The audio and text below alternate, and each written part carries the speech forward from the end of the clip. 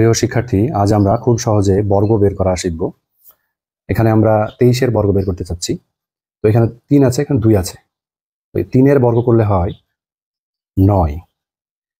এখন আমরা 2, 3 এবং এই 2 গুণ করব।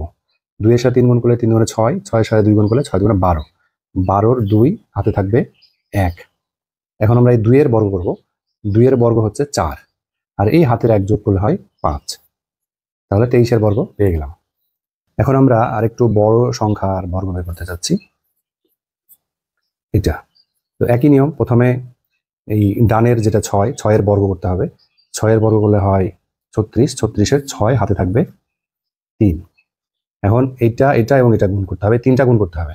4 6 24, 24 দুগুণে 48, 48 আর ওই হাতের 3 যোগ করলে হয় 51। তো 51-র 1 বসবে, হাতে থাকবে এখন 5। এখন এই 4-এর বর্গ, 4-এর বর্গ হলে 4 4 16, 16 আর এই 5 যোগ করলে হবে 21। তাহলে এটাই হবে 46-এর বর্গ। তাহলে প্রথমে এই ডান পাশে যেটা আছে 6-এর বর্গ, 6-এর বর্গ 36, 36-এর 6 হাত থাকে 3। 9, 6 এবং 2 গুণ করতে হবে।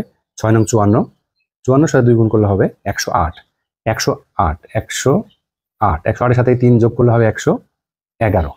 তো 111-র 1 বসবে, হাতে থাকবে এই 11 থাকবে। 111-র 1 বসে গেলে থাকবে 11।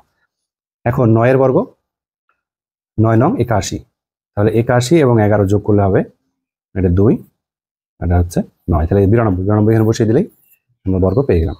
তো প্রিয় দর্শক, আপনারা এইভাবে চেষ্টা করে দেখতে পারেন।